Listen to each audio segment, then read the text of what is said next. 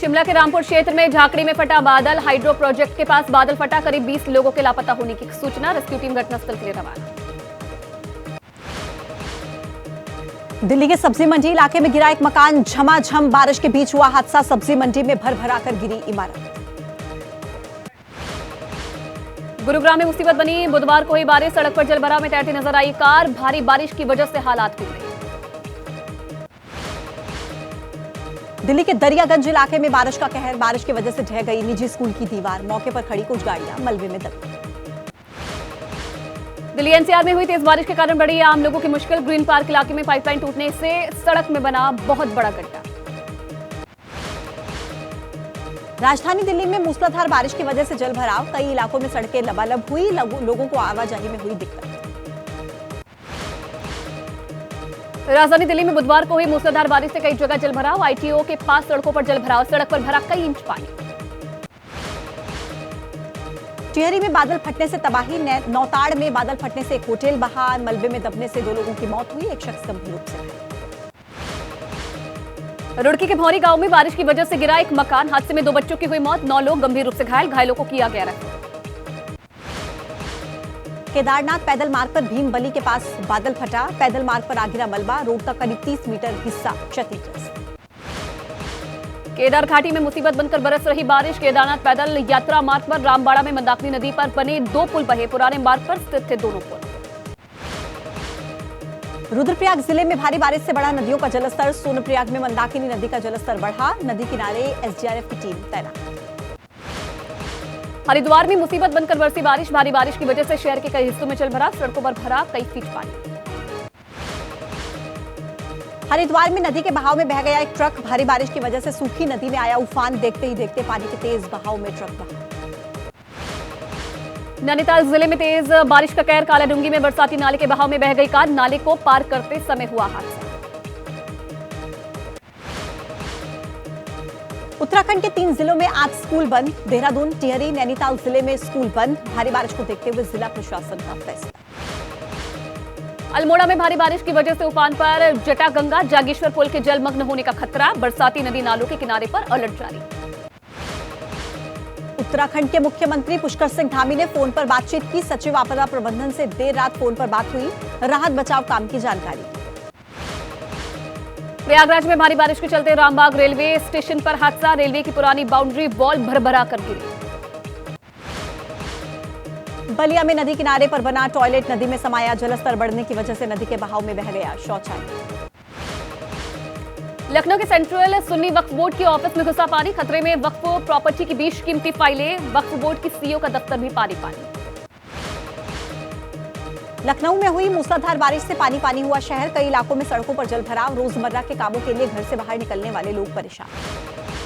वाराणसी में बहुत तेजी से बढ़ रहा है गंगा का जलस्तर। नदी के कई घाट पानी में डूबे। शवों का दाह संस्कार करने के लिए लोगों को हो रही परेशानी। लखनऊ में हुई बारिश के बीच धंसी सड़क। सड़क धंसने पर पीडब्ल्यूडी ने झाड़ा पल्ला। बिजली विभाग की बताई लापरवाही। लखनऊ में हुई भारी बारिश की वजह से आम जनजीवन हुआ प्रभावित। भारी बारिश के बाद शहर के कई हिस्सों में जलभराव। प्रयागराज में हुई मूसलाधार बारिश से शहर में जलभराव। शहर के कई इलाके सड़कें हुई लबालब और पानी भर जाने की वजह से लोगों की दिक्कत बढ़ी। भारी बारिश की वजह से हापुड़ की सड़कों पर जलभराव। पानी के बीच से गुजरते नजर आए कांवड़िए। बिहार के रोहतास में भारी बारिश से झरने में पानी बढ़ा। झरने में नहाने गए युवकों की किसी तरीके से जान बची। युवकों ने मानव श्रृंखला बनाकर अपनी जान बचाई। हिमाचल प्रदेश की मंडी में बारिश की वजह से धंसी सड़क। तहसीलदार ने किया मौके पर जाकर निरीक्षण। राहगीरों को आवाजाही में दिक्कत। मध्य प्रदेश में भारी बारिश से उफान पर नदी नाले। डिंडौरी में नदी का जलस्तर बढ़ने से पुल के ऊपर से बहने लगा पानी। छत्तीसगढ़ के दंतेवाड़ा में पुलिस ने बचाई महिला की जान। भारी बारिश की वजह से उफान पर नदी। पैर फिसलने की वजह से नदी में गिर गई थी महिला। मध्य प्रदेश के सिंगरौली में भारी बारिश से उफान पर नदियां। जान जोखिम में डालकर नदी पार करते दिखे बच्चे। नदी पर पुल न होने की वजह से आवाजाही में दिक्कत। वायनाड भूस्खलन में जान गंवाने वाले लोगों की संख्या बढ़ी। 173 लोगों की मौत की पुष्टि। 91 शवों के अवशेष बरामद।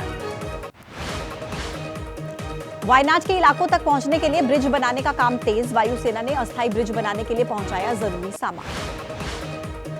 वायनाड में आज मुख्यमंत्री पी विजयन की अध्यक्षता में सर्वदलीय बैठक, लैंडस्लाइड के बाद बने हालात पर होगी चर्चा। राहुल गांधी और प्रियंका गांधी का आज वायनाड दौरा, पीड़ितों से करेंगे मुलाकात, हालात का भी लेंगे जायजा।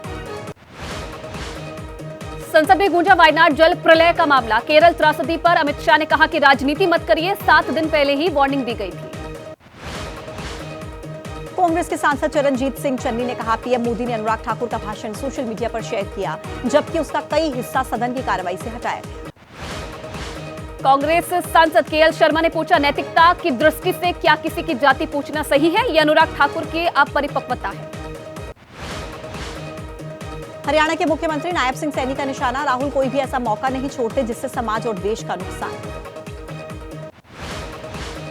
कांग्रेस के पूर्व नेता प्रमोद कृष्णम का बयान, राहुल पूछते हैं सारी दुनिया की जाति, राहुल गांधी अपनी जाति तो बताएं।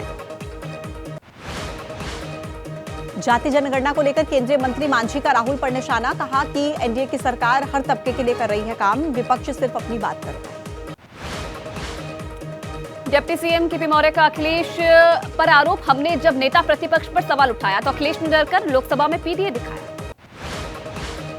बीजेपी एमएलए नंद किशोर गुर्जर ने माना, विधायकों की बैठक में कहा गया था आज चुनाव हुए तो बीजेपी को मिलेंगी 185 सीटें। पशुपति पारस की बिहार के विधानसभा चुनाव में 243 सीट पर लड़ने की तैयारी, 4 सीटों पर हो रहे उपचुनाव में से 1 सीट करारी की मांग। पशुपति पारस की 243 सीट पर लड़ने की तैयारी, डिप्टी सीएम विजय सिन्हा ने कहा, सब लोग करते हैं दावेदारी, लेकिन मोदी जी के नेतृत्व में मिलकर लड़ते हैं चुनाव।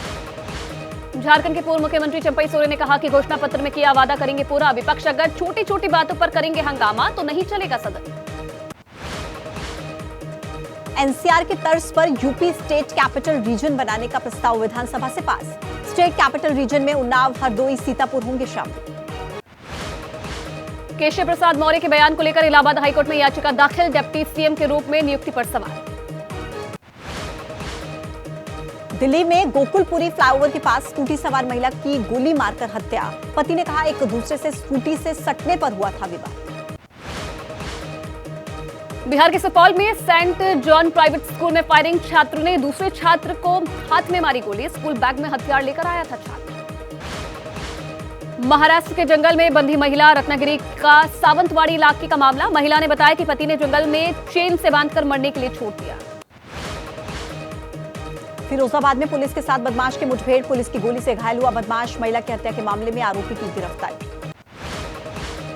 यशवी हत्याकांड मामले में पुलिस का खुलासा, शादी के लिए लड़की पर दबाव डाल रहा था आरोपी दाऊद शेख। नहीं रहे टीम इंडिया के पूर्व क्रिकेटर और कोच अंशुमान गायकवाड़, 71 साल की उम्र में अंतिम सांस ली, ब्लड कैंसर से पीड़ित थे अंशुमान, बड़ोदरा के अस्पताल में चल रहा था इलाज। पीएम मोदी ने टीम इंडिया के पूर्व क्रिकेटर और कोच अंशुमान गायकवाड़ के निधन पर जताया दुख, कहा क्रिकेट में अपने योगदान के लिए हमेशा किए जाएंगे याद। ओलंपिक में आज से एथलेटिक्स के भी इवेंट शुरू होंगे, 20 किलोमीटर रेस वॉक में परमजीत, अक्षदीप और विकास सिंह, वहीं महिलाओं में प्रियंका चुनौती पेश करेंगी। शूटिंग में भारत के स्वप्निल कुसले फाइनल में पहुंच गए हैं, 50 मीटर राइफल 3 पोजीशन में उन्होंने कमाल कर दिया। स्वप्निल कुसले आज भारत के लिए एक और मेडल जीतने के लिए शूटिंग रेंज में उतरेंगे, 50 मीटर राइफल 3 पोजीशन का फाइनल आज दोपहर 1 बजे से होना है। टेबल टेनिस के विमेन सिंगल मुकाबले में मनिका बत्रा को हार का सामना करना पड़ा, मनिका ने प्री क्वार्टर फाइनल मुकाबले में शानदार प्रदर्शन किया लेकिन जीत नहीं सकी। तीरंदाजी में दीपिका कुमारी ने ओलंपिक खेलों की महिला सिंगल्स स्पर्धा के प्री क्वार्टर फाइनल में प्रवेश कर लिया है। दीपिका ने एस्टोनिया की रीना परनात को 6-5 से और फिर नीदरलैंड की क्विंटी रोफेन को 6-2 से हराया। स्टार बॉक्सर लवलीना बोरगोहेन ने 75 किलोग्राम भार वर्ग के क्वार्टर फाइनल में अपनी जगह बना ली है। लवलीना ने नॉर्वे की सुनीवा हॉस्पेट को 5-0 से करारी मात दी। भारत के बैडमिंटन खिलाड़ी लक्ष्य सेन ने ओलंपिक में बड़ा उलटफेर किया है। लक्ष्य सेन ने वर्ल्ड नंबर 4 इंडोनेशिया के जोनाथन क्रिस्टी को 21-18, 21-12 से हराया है। ओलंपिक में badminton star PV Sindhu pre quarter final में पहुंच गई हैं। सिंधु ने एस्टोनिया की क्रिस्टिन कुबा को 21-5 और 21-10 से हराया। फ्रीजा अकुला महिला टेबल टेनिस के राउंड 16 में पहुंची। अकुला ने सिंगापुर की जियान जेंग को हराया।